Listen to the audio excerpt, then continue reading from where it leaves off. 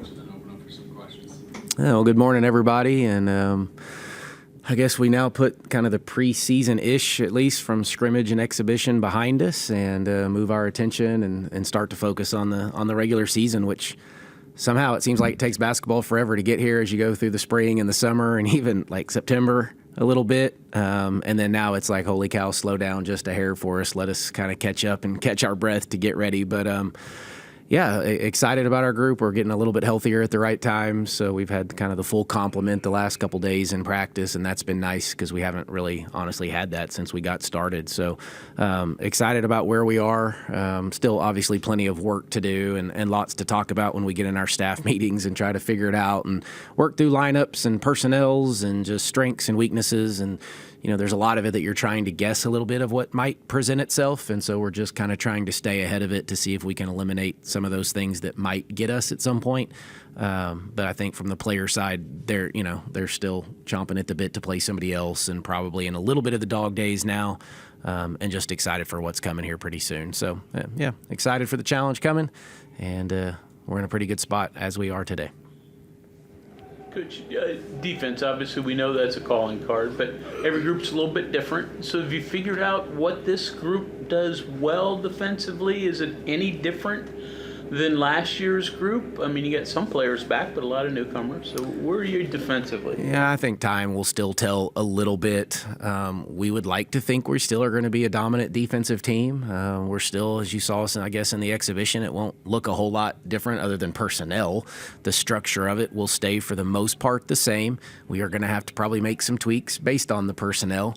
But we'll kind of wait and see a little bit on that, kind of see how it goes. But I think we're somewhat prepared. Same thing that I was talking about. I think we've got some, ability to change and adapt if we need to there.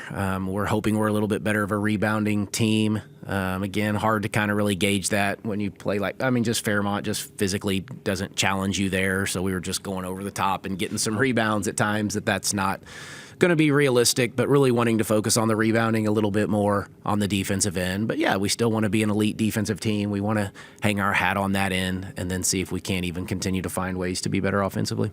What does it take for the newcomers to learn what you want defensively? Is that always something in progress, or how does that go? Yeah, I think it's a work in progress for sure.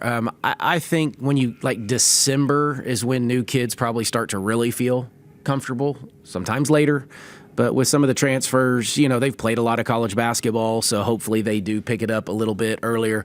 Freshmen sometimes take a little bit longer, so then it may be January, sometimes even later, just kind of depends. But it shouldn't take too long. I feel like we're getting a little bit better when you look at our structure every day in practice. I'm like, okay, we're starting to figure this out a little bit. And each team, from different press breaks and different offenses until we get about halfway through the year and you've seen about everything, but it does get to a point when you get into February, we've probably seen about every press break, and we've seen a bunch of man offenses and zone offenses. So you start to kind of gets a little bit easier at that point, but it'll be a minute.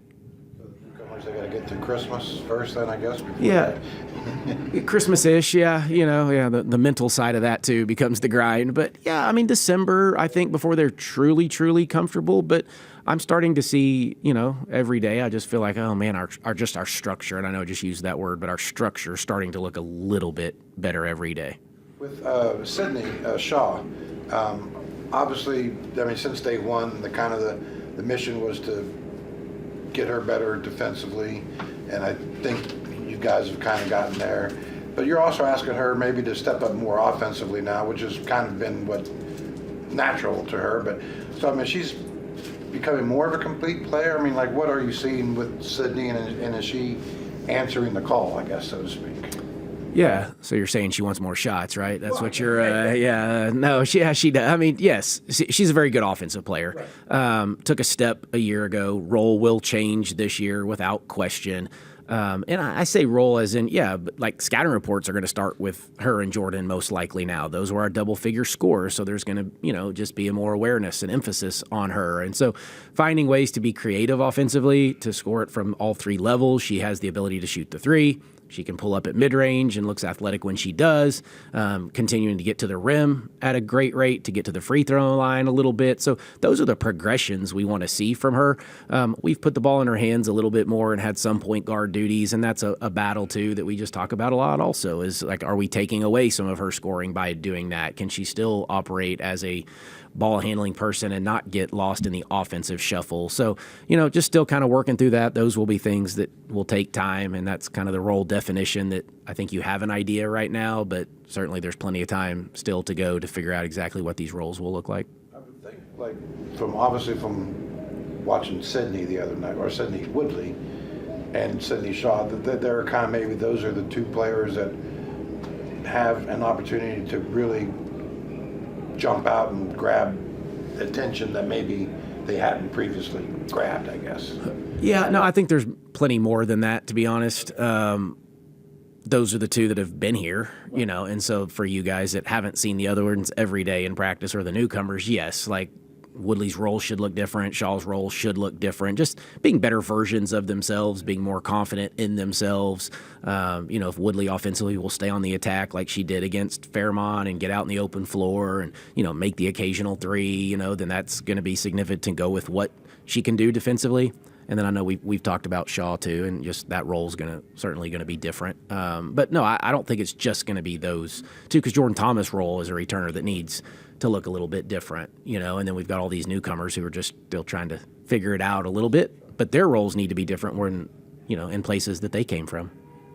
Play 4 games in 11 days to start the season. Can you simulate those turnarounds in the preseason, or is that hard to do? Yeah, it's pretty hard to do. I mean, you try to do it through your early conditioning and those early September mornings when, at 6:30 when they're in here just running to run, and, and then the style of play probably helps us a little bit be in decent shape just because we get up and down and have to do that a little bit to play the way we do. So I think we're in a good place. We're not going to be in peak, mid-season shape yet, and we can rely on our depth a little bit. But I've thought through the 2 scrimmage kind of exhibitions that we've been pretty good in that area, other than our fouling. So maybe that might have something to do with fatigue. So we're gonna have to work on that one.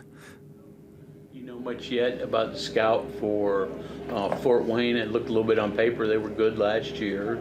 Everybody loses a lot of people, but still. They did. Start that scout now? A little bit. I'll probably start it later today, of course. We do have a coach that's on that one a little bit. So, you do have more time, obviously, when it's the first team to do the little bit of a deep dive. But it's hard, trying to predict who's going to start. And they did lose a lot. They're used to winning, and that's a good thing. And they know how to win. A successful coach, so it's a good program that expects to have a really good year again. I think they finished second in the league a year ago. So in a quality league. So, yeah, we're getting a good opponent right off the bat, and that's exciting for us and our players, and they'll be excited for it. I mean, everybody's excited for opening night, so, I mean, you'd be crazy if you weren't. So I haven't done the deep dive to answer your question. That will start here over the next, probably later today after practice, and then into tomorrow, and then usually, 2-day preps are typically what we do, so like a Saturday, Sunday prep for a Monday game, and then that's the way the league works most of the time because you're playing on like Wednesday, Saturday, so everything's a 2-day prep, and that will be normal for us, and we'll get going with it, yeah. Absorbing that scout, again, with newcomers, of course, they've played college basketball for the most part, other than one. Is it hard for them to sort of absorb what you want them to absorb right away? Does that take a little while for them to figure out, or have they already figured it out? Yeah, I mean, they should have an idea of what scattering reports look like. If you've been somewhere, I'm sure it's a little bit different here. We are fairly in depth. We play different defenses. But the hardest part really right now is they're still thinking so much about what we do. Like, you have to be careful overloading them too much within an opponent. As the year goes, and what we do is kind of like, they're playing freely. When we get to January and February, then I'm not so worried about us, and you can probably give them a little more on the scattering report side. So we probably have to condense a little bit more this time of year, put way more emphasis on us, and then just try to, again, you're just guessing on what this team might look like because you don't have a lot of film. So do they play the same way? Will there be the same structure? Have they changed? What do these new transfers look like? How are they going to fit in? So there's a little bit of guesswork, which at the same time, so why sit around and try to guess too much about what they're going to do when you can spend a little more time on yourself? Was there anything about Riley's game that caught your eye? I mean, like you said, Fairmont, physically not a challenge, but from just the way you saw her play, was there anything that you said, oh, we might have something there? Yeah, the activity on the rebounding for sure, and yeah, we have some length, but I just thought she outworked them, and that translates. So outworking translates to going against size or anything else if you're willing to, to do those things. So she got, I think, 5 defensive rebounds, right? 5 offensive rebounds. So to do it on both ends, that's something we've challenged her with. She's been rebounding a little bit more in practice, but we keep that. And so we have a board, so she's always quick to let me know when she's got some tallies over there every day and that she's putting an emphasis on that. She didn't shoot it as well, I'm sure, as she would have liked. And didn't shoot it from the free throw line or the 3 particularly well, but still found a way to impact offensively, which she's a very good offensive player, has a great skill there. Still challenging her on that defensive end to, and she's doing a good job. But she's very smart, so her IQ gets her most of the time to the right places. So she'll have a big role for us. Yeah, I'm excited. The scouting report on her was she was a shooter, right? I mean, was her role, I guess, previously. Yeah, her freshman year, she led the Big East in three-point shooting. Yeah. Took a little step back last year. But, yeah, she has the ability to get hot and, can go in streaks, I guess, a little bit. Couldn't quite find it the other night, but she'll have game. She's going to make 4 or 5, probably 6 threes in a game at some point this year, I would imagine, because she does have the ability to do that. She's one of our green light shooters, and we kind of do that. So she's got the green light, and she's open. We don't question it because she has the ability to make those. But, yeah, excited to see and she's versatile. We can play her in multiple positions. So I'm excited for her. Well, that's her size, right? I mean, she's like, 6'1"? Yeah, she'll tell you she's 6'2". Okay. Not quite sure, but that's what she's going to tell you if you ask her. So Logan, Go ahead. you mentioned having to be focused on yourself here early in the season with so many new players in new roles and things like that. Does that kind of help not overlook maybe these first couple of opponents when you've got a big name program in Duke 4 games in? Does that kind of help that a little bit? Yeah, well, I think just the schedule in general is beefed up tremendously. And so, we get a quality IPFW team, and then it goes right to Kent State, who's supposed to win the MAC. So you're going right off the bat. It's like boom, boom, here we go. It's coming at us. Yes, we know Duke's down the line. We don't even talk about that. That doesn't even come up in conversation, to be honest. But just, quality opponents and programs. And it's so much about us right now, though, it's just so much about us. We haven't even hardly thought about a whole lot of other teams, and no disrespect to them. It's just there's so much that we have to do and get in. And, as the head coach, I keep going into work every day like, oh, my gosh, I need this, or I want one more option here, or somebody gets hot. I don't have something to go to them. I need to get that in. But then you can't overload them in that area, too, or we're not any good at the stuff that we have. And so that's the balance right now, is finding, time for us. And then as we get opponents now, how much is too much? Before you said Logan Johnson maybe had a little bit of Kaya in her. Now that you've seen her through the preseason, still a fair assessment? Where is she? Yeah, I think that's a fair assessment. Again, I think it's just going to take a minute for the game to slow down. You can tell, the wheels are turning. And so when the wheels are turning, you're just not quite, as explosive, quick as you can be. The good news for, we remember Kaya's senior year, end of the year, when she's just playing as freely as free can play and just running around and doing everything that Kaya was so good at and so invaluable. And so Logan will get there. Maybe not there today, and that's okay. I don't know that I had that expectation, but just wanting her to keep every day, get a little more comfortable. So that athleticism shines through. But I thought she had a pretty good practice. I think it was yesterday, and she was flying around. She can get offensive rebounds, run through passes, getting tips, like those types of things, and then really let her defense kind of lead to what she can do offensively, because she can get downhill. She can get to the rim. You saw it a little bit in the exhibition game. Didn't finish at the rate that she wanted to, but there's some strengths there for sure.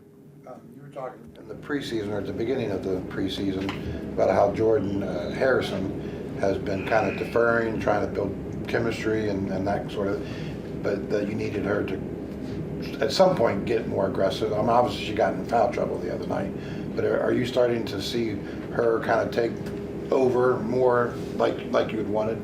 Yeah, honestly, not overly concerned with Jordan doing that. I feel like she's going to do that. I think she's trying to figure out her teammates and, who to get the ball to, where to get it to. At the same time, as a point guard that wants to score, is how do you pick and choose that? And when do you pick and choose to do those things? And, yeah, she got in a little foul trouble. That, honestly, it was a little bit of foul trouble, but then we got late in the game, and I'm like, yeah, I'm not putting you back in for this at this point. You've played a lot of college basketball games. Let's get all these other kids as many minutes as possible. So that's really what it turned into, was just let all the new players play a little bit more. If you're a returner, I've seen you do it. You've played in that building.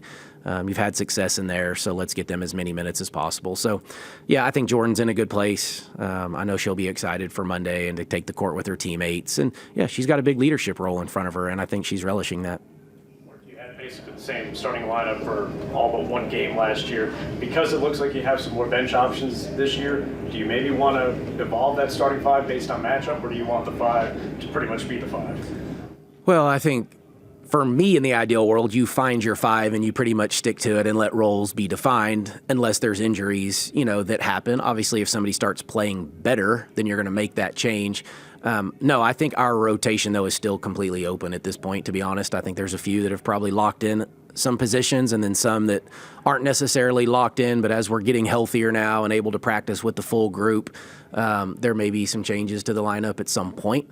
But, the veterans have a little more knowledge right now too, and they've been in the program. So, as long as they're playing well, they should get the first crack at it, and then we'll make some adjustments as we get healthier with some of the new kids that start to kind of show their worth and prove their worth as they get a little more comfortable.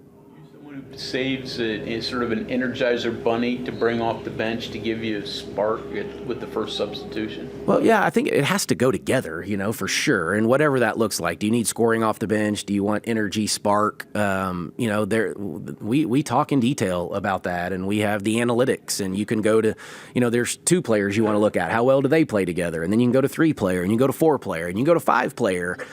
Typically, though, it's not great data until you play 10 or 12 games, probably, to really, other than what your eye tells us in practice.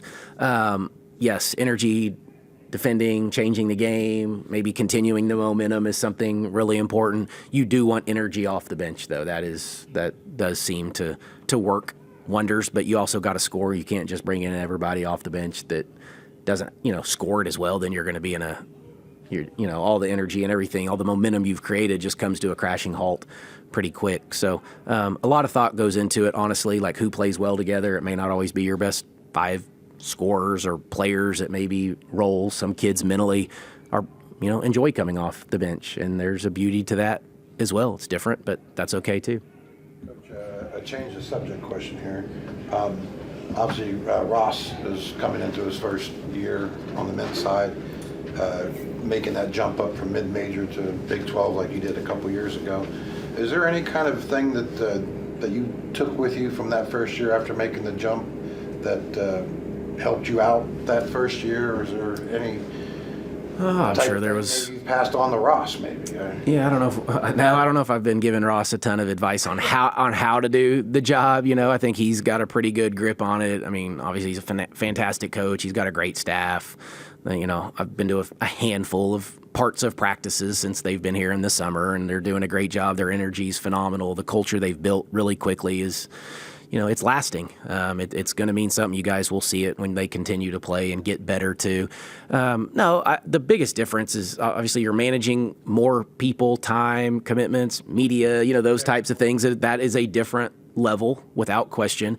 And then when you get into Big 12 play is the separator. That's, it's almost just flipped. And I think I've talked about this before. At the mid-major level, you're trying to survive the non-conference and put a really good non-conference, and you may only get to play like 1 or 2 Power 4 teams, and those mean everything to you. And then you get in your league, and we felt like that was our opportunity to stack wins. And, on our bad years, we might lose 3 league games or something like that. In a couple of years, we didn't lose a game in the conference, and then here it's kind of like you're trying to establish wins and victories and identities in the non-conference because what's coming when you get into the gauntlet of a Power 4 league. And so that's what's flipped. I think I've mentioned that to him maybe one time, and not that that's any great advice or something, deep thoughts, but that's when you're at the mid-major level, it's just those non-conference and conference are just flipped once you get your, program to that certain level.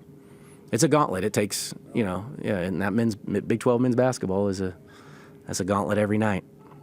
Thanks, Coach. Thanks, everybody.